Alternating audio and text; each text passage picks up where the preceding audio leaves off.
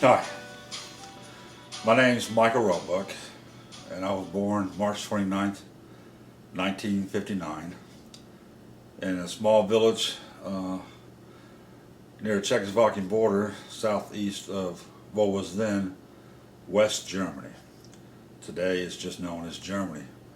But after World War II, the Russians had annexed East Germany and made it a communist East Germany. And I was born in West Germany, again near the Czechoslovakian border, in a small village called Hof. I was born into a two-room shack. It was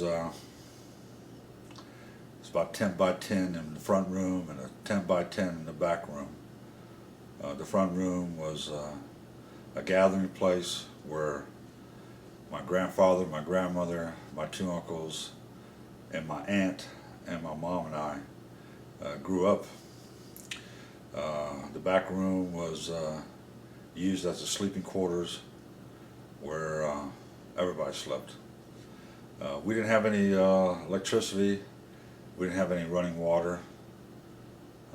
We had no indoor plumbing as well. We had a community outhouse in the back. We had the community well out front. And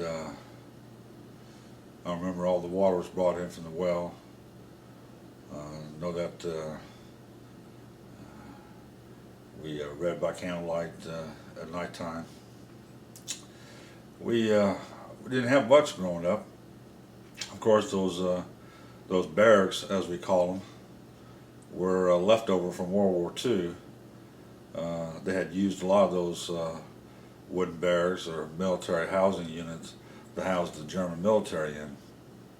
And what was left after World War II, which didn't get bombed out across Europe or across Germany, which was bombed pretty hard by the Allies at the time, it stood, and of course they converted those wooden barracks into almost what they have here in the United States in the cities, and what they call Section 8 housing. But growing up as a child there, it was difficult times at times, and we made do with little at the time. We didn't have much. But the place, like I said, I grew up in Hof, Germany, which is actually right next door to a military facility, which was at the time a German military installation. It was converted later on after the war, after World War II, into a German/American military installation. And we were right next door.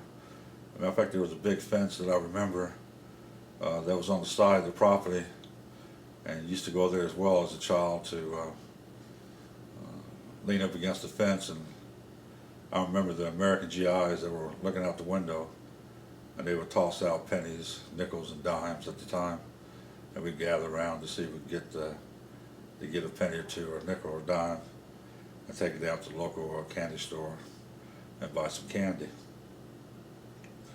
But back then, growing up in that area in Hof, Germany, in the barracks that I grew up in, my mom, she was Ursula Edna Fickenworth at the time.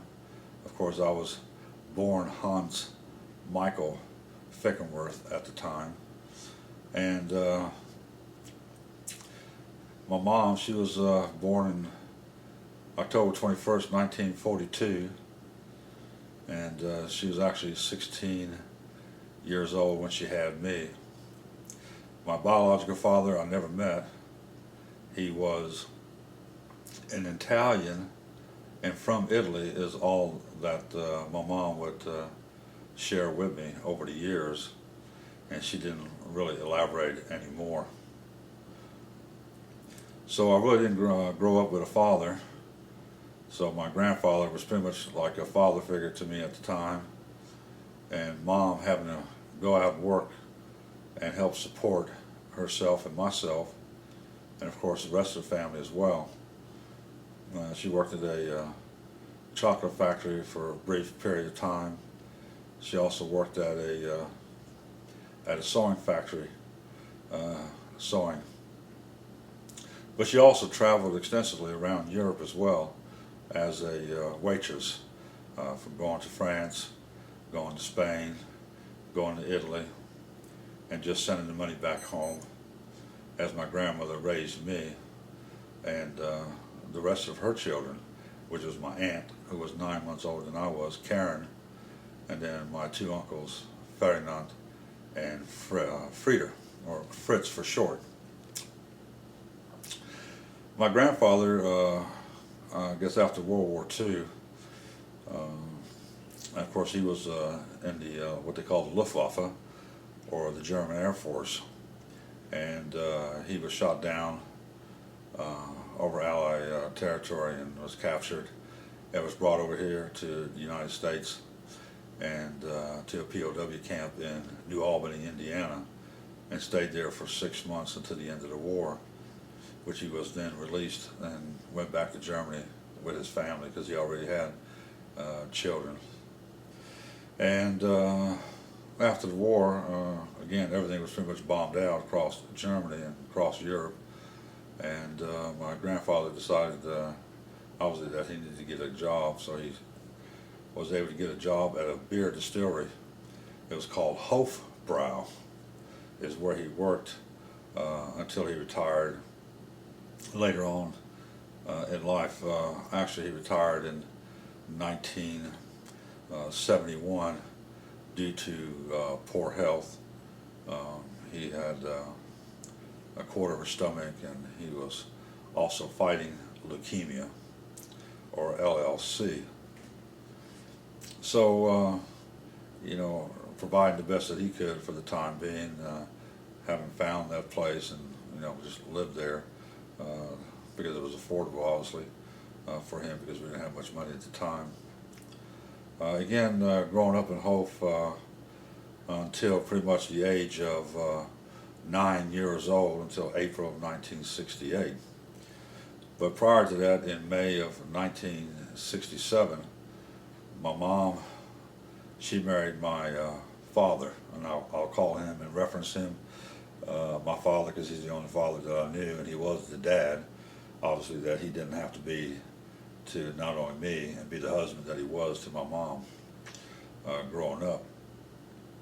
But they met in Schamblick, which was a German restaurant or guest house right across the base, the military base that my dad was stationed at there in Hof, Germany at the time. They met, it was in May of '66, and as I said, a year later in May of 1967, they were actually married right there in Schamblick, because my mom was actually working at Schamblick, and that's where they had met the year prior. So in in March of 1968, this would have been a month before I actually left Germany for the first time in April of 1968. My father adopted me, and his name was William Spencer Roebuck, and he was from Garrett, Mishawaka, Indiana area, and he had, like I said, been stationed there in Germany and met my mom, and they fell in love and they were married. They again got married right there in Schamblick at the restaurant or guest house right across from the military installation there in Hof. Of course, when he adopted me in March of 1968, I was a pretty proud puppy, so to speak, not having been raised with a father and dad having adopted me to be his son, and for me to finally have a father that I didn't have before meant the world to me. But then, of course, the following month in April of 1968 is when I first left Germany along with my mother to come to the United States. And we actually flew into LaGuardia Air Force Base, or LaGuardia, not Air Force Base, I think it was LaGuardia, up in New York.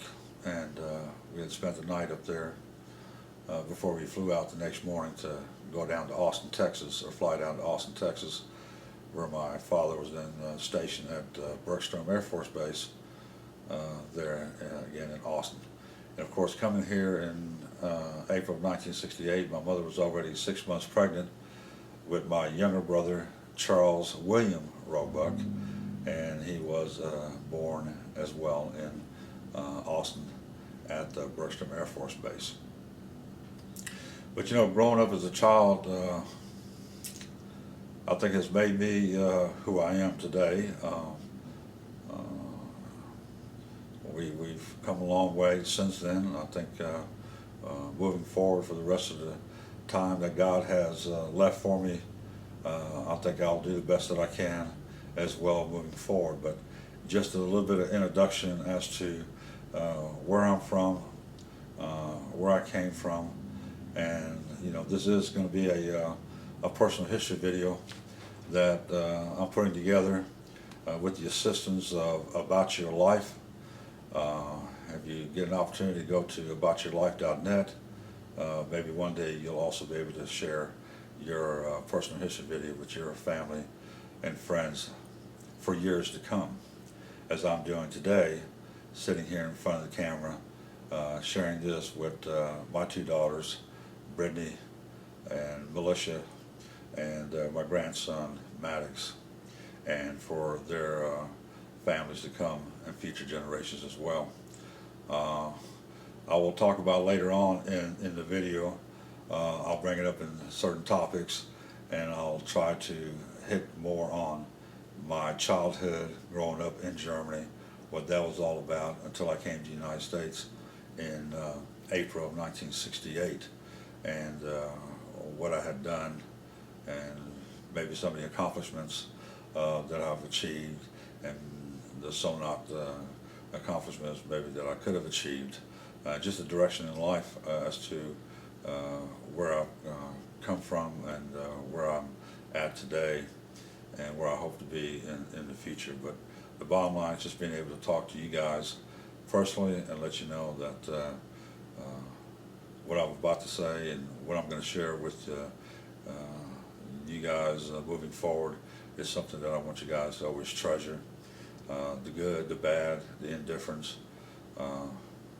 and just know a little bit more about who your father was, who your grandfather was, and just share that little bit of time with you guys to be able to really get to know me as well, and maybe some of the things that I've hid over the years, and just share those things with you guys.